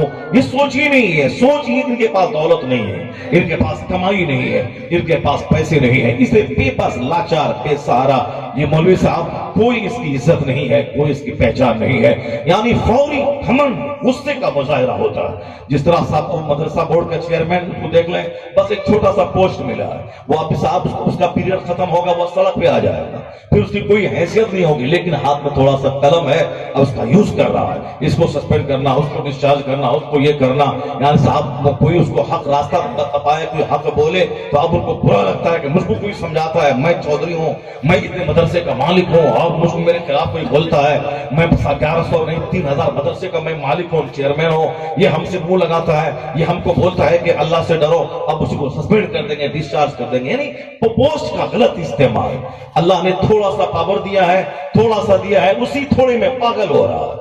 ना हक ना समझना है, ना हक क्या है, ना हक क्या है, गलती है कि नहीं है, गलती है तो किस टाइप की है, कुछ नहीं, बस लिया अपना चला दिया कलम। उसी एक उसकी के बाद इस तरह के हर गांव समाज के चौधरी, गांव समाज के नेता, गांव समाज के मालदार, हर जगहों पे इसी तरह का धमाल, इसी तरह का तमाशा है। गुस्सा है, घमंड है, गुरूर है, जुल्म है, अत्याचार है। जन्नती की पहचान है वहां नरमी हो, सॉफ्टनेस हो, आंसू हो, वहां सहने का जज्बा हो, सब्र हो, तहम्मुल हो, खामोशी हो, कनात हो, तवक्कुल हो। जो गुड क्वालिटीज हैं वो उसकी शख्सियत से झलकती भी नजर आए, ये जन्नती की पहचान है। और जहन्नमी की क्या पहचान है? जहन्नमी के बारे में कहा गया है कि जब जहन्नमी को जहन्नम में डाला जाएगा और फरिश्ता पूछेगा तुमने दुनिया में क्या किया था, ये क्या जुर्म किया था दुनिया में कि यहाँ आग में जल रहा है, इनका क्या कसूर था, ये दुनिया में कैसे रहता था? तो कुरान शरीफ जवाब देता है, वो बंदा बोलेगा, फरिश्ता उसके बारे में कहेगा कि इन्नहु काना फी अहलिही मसरूरा, ये अपने अहलो अयाल में, अपने बाल बच्चों में ये मस्त रहता था, खुश रहता था। खाने सिनेमा देखना, कहकहा मार के हंसना, जैसे आजकल 70% घरों में यही हो रहा है। मोबाइल चलाना, बीवी बच्चा सबको लेके बैठना, कॉमेडी सुनना, कहकहा मारना। क्यों? खरबों की दौलत है, अब वहां कॉमेडी है, हंसना है, ताकि गम थोड़ा सा खत्म हो जाए, टेंशन भूल जाए, इसीलिए कॉमेडी का माहौल है। अब वहां रात रात सिनेमा देखना है, नई फिल्म आई, सब लोग बैठ गए। पहले जैसे कोई कौन सा प्रोग्राम आता था, वीकली और साहब क्वार्टरली, वो सब प्रोग्राम को देखने के लिए आदमी सारा कारोबार छोड़ देता था। घर की औरतें मर्द सब गांव में घुसो, लगता है जैसे कोई गांव में नहीं। क्या साहब, उसके घर में टीवी है, औरत मर्द बच्चे सब चले गए साहब, फला सीरियल आ रहा है, सीरियल को देखा जा रहा है, सारे लोग वहां चले गए। उस दिन जिस दिन सीरियल का टाइम हो, उस दिन पहले से ही खाना पीना बना के 4 बजे से ही रेडी है, उसके बाद क्योंकि शाम में 6 बजे सीरियल आना है, सारे औरतें मतलब सब आगे सीरियल देखने के लिए। अब सब देखना है, हंसना है, कहकहा मारना है। दौलतमंदों के घरों में रात दिन की तरह गुजरती है और दिन में सब मुर्दार की तरह सो जाते हैं। यानी अब दिन के 11 बजे तक सब सो गए, औरतें सोई, मर्द सोया, बच्चे सोए, सब लोग 12 बजे के बाद उसका दिन निकलता है। और जो गुंडा किस्म के लोग हैं और नेता किस्म के लोग हैं, वो रात भर जगेंगे और फिर उठेंगे, वो 2 बजे 3 बजे उठेंगे, ब्रश करेंगे और चाय पानी लेंगे, अब वो निकलेंगे बाजार की तरफ और रात भर घूमते रहेंगे। इसका मुंह देखेंगे, उसका मुंह देखेंगे, ये दुकान में बैठेंगे, वहां पंचायती करेंगे, वहां उसके बारे में। अब सुबह हो गई, उसके बाद अपना चले अब सोने के लिए। उसको बुजुर्गों ने क्या कहा है? रात कैसे गुजरती है फरिश्तों की, रात कैसे गुजरती है मुर्ग की, रात कैसे गुजरती है परिंदों की। वो कहते हैं रात में परिंदे खामोश अपने घोंसले में रहते हैं, रात में यह मुर्ग खामोश अपने घोंसले में रहता है। लेकिन जैसे ही सहरी का टाइम आता है, रात का आखिरी पहर, فرشتوں کے نزول کا ٹائم آتا ہے، فرشتے روزی لے کر رحمتوں کو لے کے زمین پہ اترتے ہیں۔ جب یہ مرغ ان فرشتوں کو دیکھتا ہے تو مرغ بانگ دینے لگتا ہے۔ وہ بانگ کیا ہے؟ اللہ کی تسبیح بیان کرنا، سبحان اللہ کہنا، الحمدللہ کہنا۔ فرشتوں پہ نظر پڑی مرغوں کی، مرغ کی یہ بانگ دینے لگتا ہے۔ فرشتوں پہ نظر پڑی پرندوں کی، وہ اپنے گھونسلے میں چہچہاتے ہوئے گھونسلے سے نکلتا ہے پرندہ، اور اسی کی تلاش میں سبحان اللہ الحمدللہ اللہ اکبر کہتا ہوا یہ پرندے، یہ مرغ یہ رات بھر جاگتے ہیں اور سحری کے ٹائم میں بیدار ہو کر اللہ کی تسبیح پڑھتے ہوئے وہ اپنے گھونسلوں سے نکلتے ہیں۔ اور یہ کتا رات بھر اس گلی میں ہلڑ بازی، اس گلی میں ہلڑ بازی، یہاں دوڑنا وہاں دوڑنا، 10 کتا وہاں دوڑا، ایک کتا دوڑا، 10 کتا اس کے پیچھے دوڑ رہا ہے، یہاں وہاں، اور جہاں رات کا آخری پہر ہوا، فرشتوں کے آنے کا ٹائم، فجر کی نماز کا ٹائم ہونے والا ہے، یہ کتا رات کے آخری پہر میں کہیں راکھ پہ ڈھیر ہو گیا، کہیں گھور پہ سو گیا، کہیں نالے میں سو گیا، کہیں راستے میں سو گیا۔ نہیں تجربہ ہو تو آپ دیکھیں گے رات کے 10 12 1 بجے یہ کتا ہلڑ بازی کرتا ہے، بھونکے گا آپ کو دیکھ کر۔ اور جب فجر کی نماز پڑھنے کے لیے آپ مسجد میں آئیں، دیکھیں کوئی اس نالے میں سویا ہوا ہے، کبھی اس گھور پہ سویا ہوا ہے، کوئی یہاں سویا ہوا ہے۔ بزرگوں نے کہا ہے کتے کی طرح جیتے ہیں وہ لوگ جو رات بھر گپ بازی کریں، رات بھر فضولیات گزار دیں، اور جہاں فرشتوں کے آنے کا ٹائم ہوا، رحمتوں کے اترنے کا ٹائم ہوا، جنتی ہوا کے آنے کا ٹائم ہوا، اسی وقت مردار کی طرح ڈھیر ہو جانا ہے۔ گھر میں مردار بن کے سو گیا، جوتا پہنے سو گیا، گٹکا منہ میں پڑا ہوا اس حالت میں سو گیا۔ اب اٹھے گا کہ کئے بجے؟ آنکھ ملتا ہوا 10 بجے 11 بجے 12 بجے 1 بجے دن میں اٹھے گا۔ کہتے ہیں ان کی زندگی کتوں سے میل کھاتی ہے، رات بھر بھوکنا اور رحمت کے نزول کے ٹائم میں ڈھیر ہو جانا۔ اور پھر جو لوگ عشاء پڑھ کے سو جاتے ہیں، اب فجر کی انتظار میں رہتے ہیں اذان ہو تو میں اٹھ جاؤں، یا اس سے پہلے اٹھ کر تہجد کی نماز پڑھتے ہیں، ان کا طرز عمل یہ ہوتا ہے کہ پرندوں سے میل کھاتا ہے، فرشتوں کے اترنے کا وقت ہوتا ہے، اور پھر یہ سجدے میں پڑا رہتا ہے تو ان کے حصے میں جنت کی ہوائیں آتی ہیں، ان کے حصے میں خدا کی رحمتیں آتی ہیں، ان کا طرز زندگی فرشتوں سے میل کھاتا ہے، فرشتوں کے لیے ان کا طرز عمل قابل رشک۔ اب یہ انسان کو اختیار ہے کہ وہ چاہے کتوں کی طرح جیے، یا پھر وہ فرشتوں کی طرح جیے، یا پھر وہ مرغی کی طرح جیے۔ اسی طرح جہنمی کی پہچان قرآن نے کیا کہا؟ اِنَّهُ كَانَ فِي أَهْلِهِ مَسْرُورًا، وہ اپنے بال بچوں میں مست رہتا ہے، بال بچوں میں کوئی کمی نہیں، جوتا چاہیے لے لو، بریانی چاہیے لے لو، برگر چاہیے لے لو۔ کماتا ہو کس کے لیے؟ کس لیے؟ یہ نہیں کہ بچے یہ دنیا سکھ کی جگہ نہیں ہے، یہاں ضرورت کا خیال رکھنا چاہیے، خواہشات کا نہیں۔ خواہشات کبھی ختم نہیں ہوتی ہے، ضرورت پوری ہو جاتی ہے۔ ضرورت ہے کہ میں کھانا کھا لوں، مگر اس خواہشات یہ ہے چٹک مٹک، یہ وہ فلاں چلا رہے، اب وہ چٹک مٹک کا کوئی انتہا نہیں ہے۔ لیکن پیٹ بھرنے کے لیے 3 روٹی کافی ہے، 4 روٹی کافی ہے، پیٹ بھرنے کے لیے سادہ چاول دال کافی ہے، پیٹ بھرنے کے لیے روٹی اور نمک کا کچلا کافی ہے۔ اور خواہشات پوری ہے، صاحب دھوا ہے تو برگر ہے تو یا صاحب یہ کشمیری غذا ہے تو ساؤتھ انڈین فوڈ ہے، چائنیز فوڈ ہے، اٹالین فوڈ ہے۔ یہ جا کے دیکھیں صاحب شہروں میں آج ہوٹل کھل رہا ہے، پورنیہ جیسا چھوٹا شہر اب گلی گلی میں صاحب ہوٹل کھل رہا ہے، یہاں بریانی محل کھل رہا ہے تو صاحب یہ ریسٹورینٹ کھل رہا ہے۔ ایک ہوٹل میں گئے ہم، بارش ہو رہی تھی اور میں نے اپنے لڑکے سے بولا، من تھا میرا مرید چاہنے والا، میں نے کہا چلو چائے پی لیتے ہیں، کتنی دیر تک باہر میں شیڈ میں رہیں گے؟ اندر گیا تو اب 35 روپے کی چائے ہے صاحب، ہوائی جہاز میں 100 روپے کی چائے، اب پورنیہ کے ہوٹل میں اب 40 روپے کی چائے مل رہی ہے۔ یعنی جہاں پہ وہ کپڑا بچھا ہوا ہے، ٹیبل پہ چمچ رکھا ہوا ہے، جہاں وہ پیپر کاغذ ٹیشو پیپر ہاتھ پوچھنے کے لیے رکھا ہوا، بالکل سجا دھجا جیسے شادی بیاہ کے موقع پر ہم لوگ کرتے ہیں، اب وہاں ہوٹل میں پورا سجا رہتا ہے، وہ کپڑا بچھا ہوا، سب ٹیشو پیپر رکھا ہوا، صاحب وہ سب جوس ہے تو سوس ہے، وہ سلاد ہے، یہ ہے، پوری کیا چاہیے، بریانی چاہیے، مٹن بریانی، اب بیٹھیے وہ تیار ہو رہا ہے۔ اب کتنا بل بن گیا؟ 5000 روپے، 3000 روپے۔ اب جس کے پاس فالتو کا پیسہ ہے وہ جا کے بیٹھے وہاں، اب بیٹھ کر کے وہی 700 روپے میں بکرے کا گوشت ملتا ہے، 1 کلو گوشت اپنے گھر میں لائے تو 200 پریوار مل کے آرام سے کھائے گا، لیکن ہوٹل میں بیٹھنے کا شوق ہے، ہوٹل میں کھانے کا شوق ہے، وہاں گانا چل رہا ہے، اب صاحب گانا سن رہا ہے، موبائل چلا رہا ہے، تو 1 گھنٹے تک کھانا تیار ہو رہا ہے، 1 گھنٹے تک موبائل چلا رہا ہے، اب وہاں بیٹھنا ہے، مستیاں کرنا ہے، پھر وہاں سے گھر آنا ہے، اب ٹی وی آن کر دینا ہے، رات کے 3 بجے تک خوب ہنسنا ہے، بچے کو اٹھانا ہے، بیوی کو اٹھانا ہے، نئی فلمیں دیکھنا ہے، اب صاحب کامیڈی سننا ہے، کبھی عمر شریف کا پروگرام پاکستان والے کا سننا ہے، کبھی پنجاب کا کوئی آدمی ہے جو کامیڈی بولتا ہے اس کا پروگرام سننا ہے، یعنی کامیڈی سننا، ہنسنا ہے، کہا مارنا ہے، نہ